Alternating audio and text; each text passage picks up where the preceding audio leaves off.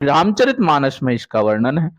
रामचरितमानस के अरण्य कांड में वर्णन है। नारद जी ने भगवान श्री राम से प्रार्थना की, हे प्रभु, संतों के लक्षण हमें बतलाइए, कैसे हम पहचाने कि कौन संत है और कौन असंत है, तो किसे गुरु बनाया जाए। नारद जी कहते हैं, संतन के लक्षण रघुवीरा, कहो नाथ भंजन भीरा। हे प्रभु, संतों के लक्षण बतलाइए। वहां बतलाए हैं, क्या लक्षण बतलाए हैं? षट विकार जित अनग कामा, छह विकार, जिसने छह विकारों को जीत लिया हो, अचल अकिंचन सुचि सुख धामा, वे ही संत हैं। और छह विकार कौन से बतलाए? श्री रामचरितमानस में छह विकार बतलाए हैं। काम, क्रोध, लोभ, मोह, मद और मत्सर द्वेष ईर्ष्या की भावना। ये छह विकार जिसमें ना हो, वह आपका गुरु बनाने की योग्य है। जो कामी पुरुष है, जिसका इंद्रियों पर नियंत्रण नहीं है, जो लगातार वासना में फंसे हुए हैं, ऐसे व्यक्ति संत महात्मा ब्राह्मण नहीं हो सकते। ऐसे व्यक्ति को यदि आपने गुरु बना लिया, जो कामी है, तो सोचिए वो आपको क्या सिखलाएगा और आपको किस दिशा में ले जाएगा। इसलिए जिसके अंदर काम भावना ना हो, जिसके अंदर इंद्रियों पर नियंत्रण हो। अच्छा, फिर बात आई क्रोध।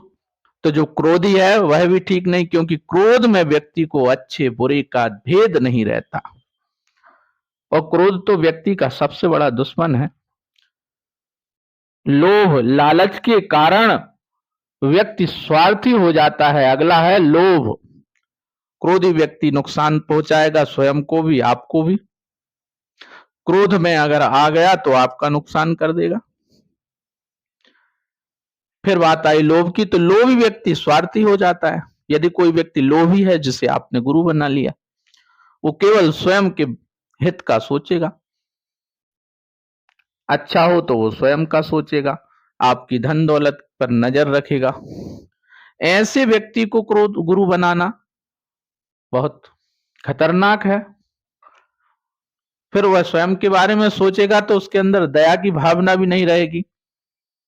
जो सिर्फ सिर्फ स्वयं का भला चाहता हो, वो संत कैसे हो सकता है? उसे आप गुरु कैसे बना सकते हो? तो लोभी नहीं होना चाहिए।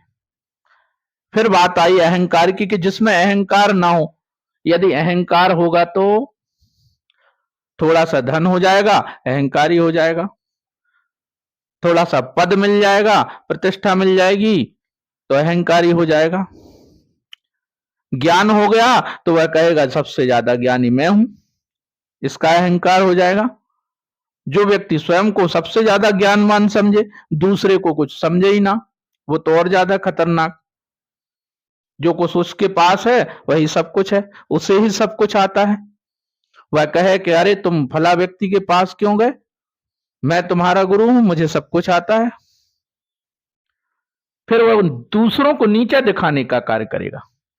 अहंकार के कारण वह स्वयं को ही सब कुछ समझने लगता है, फिर उसे दया का भाव नहीं रहता। ऐसे अहंकारी व्यक्ति को भी आप गुरु बनाएंगे तो आपको भी वो अहंकार करना ही सिखलाएगा।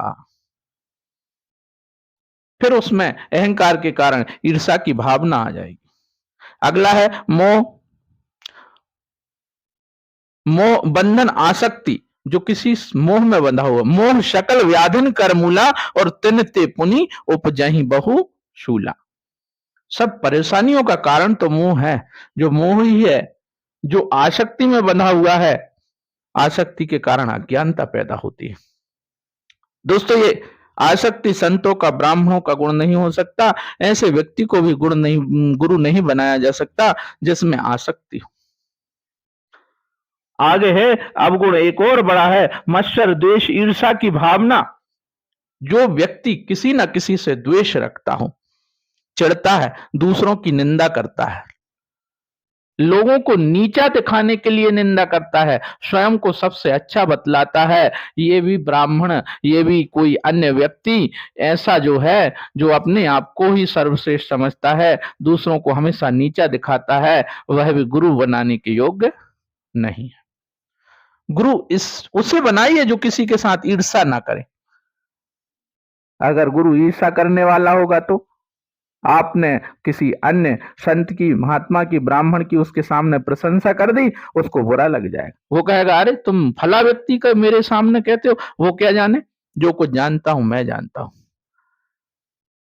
और चिढ़ के कारण, ईर्ष्या के कारण, द्वेष के कारण बिना कोई बात हुए भी वह मन से कोई ऐसी बात, कहानी बनाकर कह सकता है जो सामने वाले व्यक्ति को नीचा दिखाने के लिए काफी हो, क्योंकि ऐसा व्यक्ति द्वेष के कारण झूठ भी बोल सकता है और उसकी निंदा कर सकता है। शिव पुराण में तो शिव जी कह रहे हैं कि जो निंदा करता है वह मेरा भक्त नहीं हो सकता।